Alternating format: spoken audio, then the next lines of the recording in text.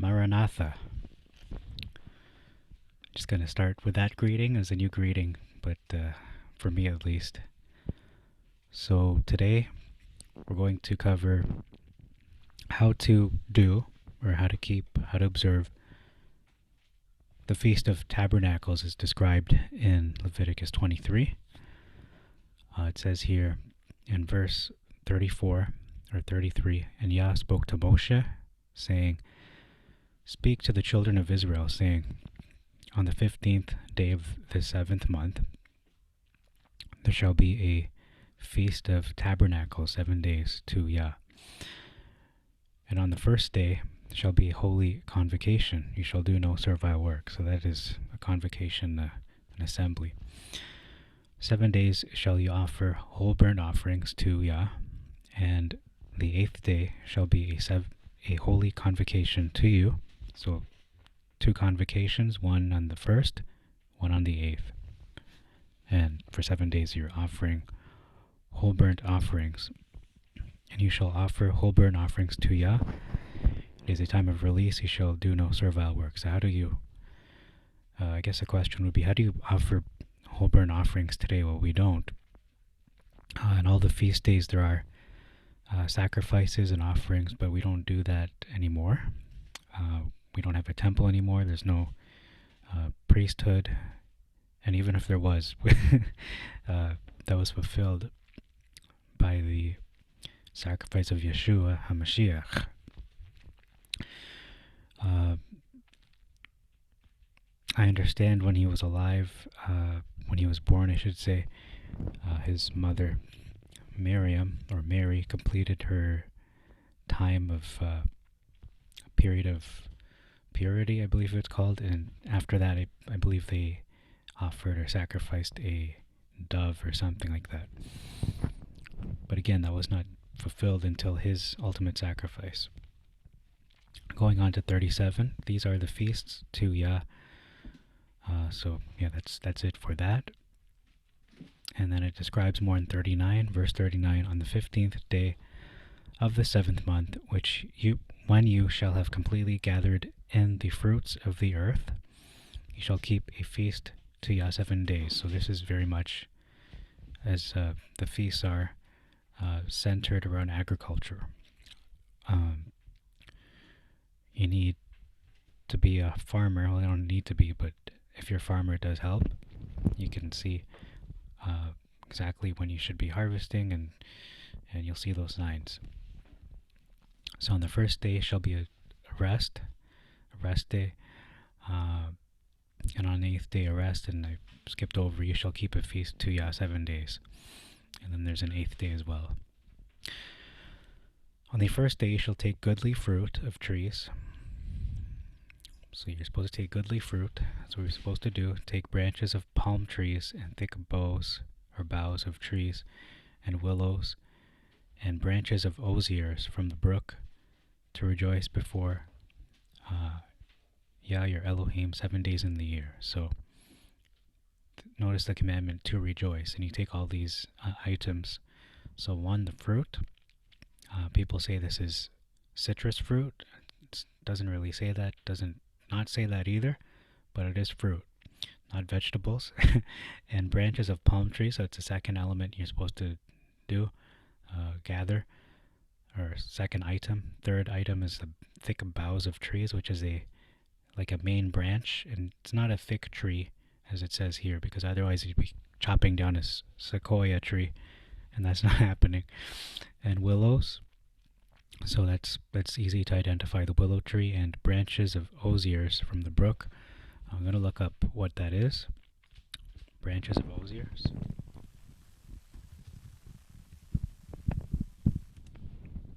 So I do believe it's the redundancy. I think it is willow. Let me just pause this so we can find out. So it does say here an osier, or OCA, is a genus of deciduous trees and shrubs. So it is a species of willow, or a species of flowering plant.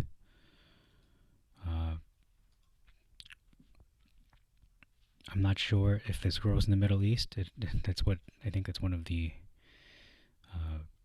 factors, because again, this is set, scriptures are set in the Middle East, so you'd have to apply it to that location. When we try to apply the scriptures to where we currently live, or where you currently live, and it's not in the Middle East, you can be a little off. For example, you look at the clean and unclean meats chapter in Leviticus 11, and talks about a coney, and a lot of people in the West understand coney to mean a rabbit, bunny, or a hare. That's what they think it means.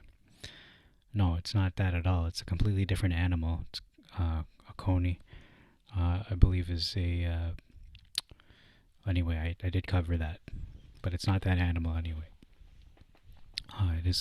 Looks like a gopher. That's what a coney is. But anyway, that's not the point of this video. It's just to cover what are you supposed to do. What are we supposed to do in the Feast of Tabernacles? It said red osier, dogwood bearing fruit. Okay. So this looks like the American one.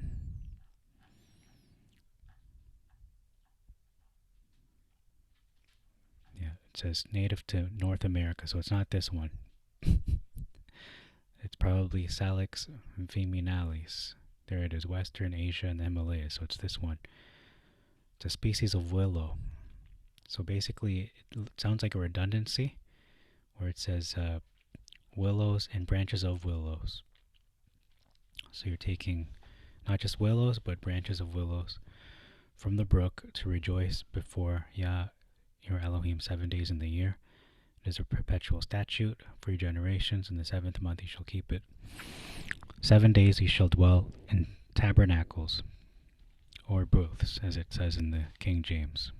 They're both acceptable. Every native in Israel, and it goes to specify what a tabernacle is, shall dwell in tents. Now, we understand tents today to mean like, a tent that you set up in a camp. And I wouldn't say that's completely wrong, but based on the Middle Eastern culture, most likely, not most likely, but it is more, wouldn't appear like a run-of-the-mill tent that we think of like in summer camp or even the military, but probably closer to what a yurt is. Y-U-R-T, a yurt. I'll just show you what that is. So it probably looks more like a yurt than your run-of-the-mill, canvas tent. But it's not, I don't think it's completely wrong to set up a tent and live in that.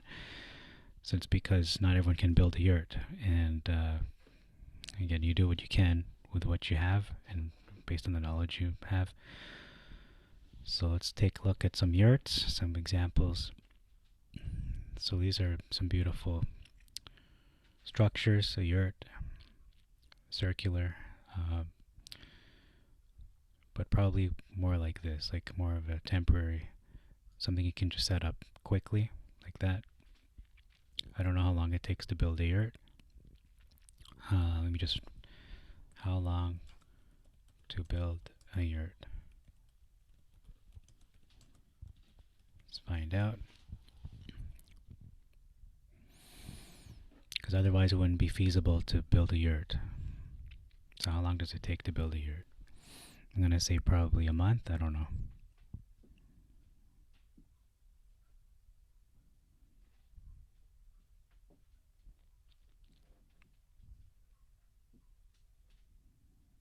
I mean, for a small yurt, like just a makeshift yurt.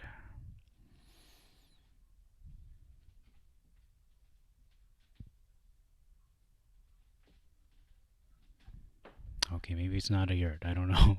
Or maybe a makeshift yurt.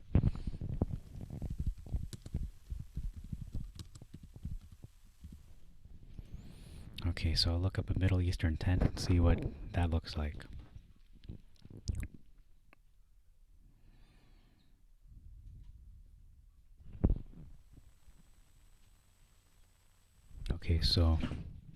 Okay, well, their tents do look similar to an army military type of tent. So there it is, something like that, a canvas tent. So you can just dwell in something like that. Or like some people put here yurts. These are kind of yurt-like structures as well. Or maybe a circular shaped tent. It depends. But anyhow, these are temporary dwelling places. And that's what they look like. Okay, so it says every native in Israel shall dwell in tents. So again, this extends to spiritually those who believe in Yah, who want to keep His commandments, because there's one law for all. It's not just for the Jew, but also to the Gentile as well. So that your posterity may see that I made the children of Israel to dwell in tents when I brought them out of the land of Mizraim, I, Yah, your Elohim. So that's all for that part of this presentation. I'm going to present now another aspect of how to do the Feast of Tabernacles. It's Deuteronomy 28. It actually is a interesting command. Just going to scan through here.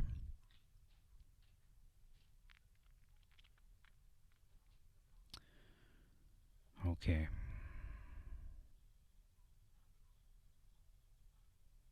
This is all the curses.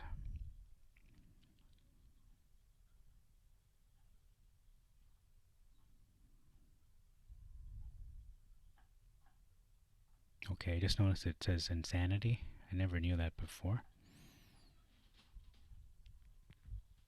I don't remember it being translated as such, but oh, badness or insanity, okay.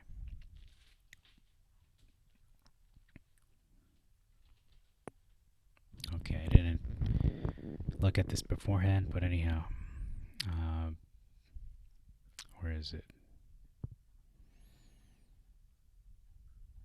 Yeah, it's a long chapter. Doesn't say here. I'm looking for the part where it says rejoice. So we're at verse 57, 59, 60.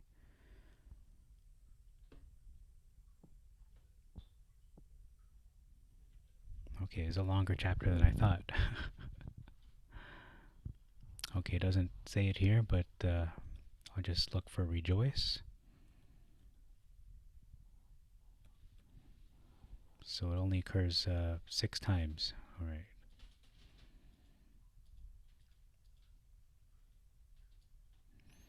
Okay, well, I guess it doesn't say in this specific chapter to rejoice. Let me look in another place. Okay, so I found it as Deuteronomy 16, not 28. I was looking up on a website and it gave us the wrong chapter. It gave me the wrong chapter. This is the right chapter. So it says here, you shall keep for yourself the Feast of Tabernacles 7 days when you gather in from your barley floor, not corn. They don't have corn in the Middle East. And your wine press. I don't think they have corn even to this day in terms of crops. And you shall rejoice in your feast, you and your son and your daughter, your manservant, your maidservant, the Levite, obviously the Levite, the stranger, the orphan, and the widow that is in your cities. So that is a commandment for everybody, all across the board. You shall rejoice. So verse 14, 15. 7 days shall you keep a feast to Yah your Elohim in the place which Yah your Elohim shall choose for himself. So what is that place? Well, it has his name in it. It says that in the previous feast described. Where is that? The place the place Yah your Elohim shall choose, that his name should be called there. So you're calling his name there, but I also believe it says his name is on it. Where does it say that? But in the place which Yah your Elohim shall choose to have his name called there. So that could mean that you're calling his name from that location, or it could mean that his name is actually in that place, and we only know of one place in the planet that is so. That is Jerusalem, Yerushalayim. That has his literal name in it. But again, the practical aspect of that is not everyone can go to Jerusalem. Not everybody can do that all at the same time, especially.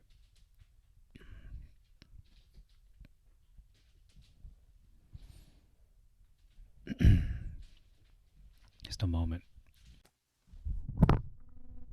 So, I mean, that's its own topic, really. Like how can you go to Jerusalem? Maybe we should make a pilgrimage once in our lifetime. I'm not sure, because not all of us live there.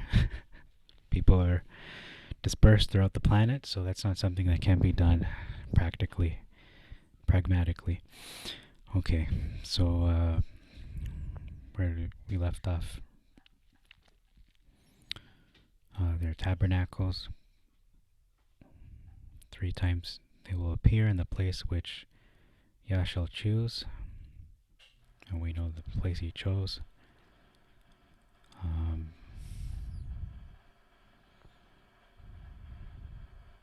So 7 days shall you keep a feast to Yah your Elohim in the place which Yah your Elohim shall choose for himself. And if Yah your Elohim shall bless you in all your fruits and in every work of your hands, then you shall rejoice. But if you weren't blessed, then I guess you're not rejoicing. So I guess that's the big difference. It says, because he shall bless you, therefore you shall surely rejoice. Well, there's a difference here that I just noticed, that no, because there's a chance that maybe you aren't blessed that year. So you naturally won't be able to rejoice as much as you would if you were blessed. Okay. And I think that's it. So as you can see, especially the males, that is emphasized there. They should really appear, and each one according to his ability, according to the blessing. So again, that this verse 17 just confirms verse 15 regarding the if, because not everyone is blessed to the same degree, and some people aren't blessed at all. Maybe their crops are destroyed. Maybe there was a drought, so they're not able to do it to the same degree as somebody who, had a great yield, a great harvest. Okay, so that's all. I just wanted to cover that. This is more of a review for regarding this feast, because today marks the first day of the feast. It began yesterday, not yesterday, but began at evening, sunset. So according to the sighted moon calendar and the agricultural signs in the land of Israel, you have 7 species that the channel Ancient Path New Moon, presented by Rivka Biederman. She presents that there on that channel regarding the Moedim. So much appreciated for her work. And also Joseph Dumont and Sighted Moon also covers the Sighted Moon calendar. It's his specialty there. So that's all for today. I just wanted to cover this, more of a review for myself, but if it is beneficial to you and other people who are looking to not just read and study the Bible, but actually keep what's in it, to live it, this is the video. So thank you very much. Again, just wanted to say that Yah bless you and make your way prosperous, and Maranatha.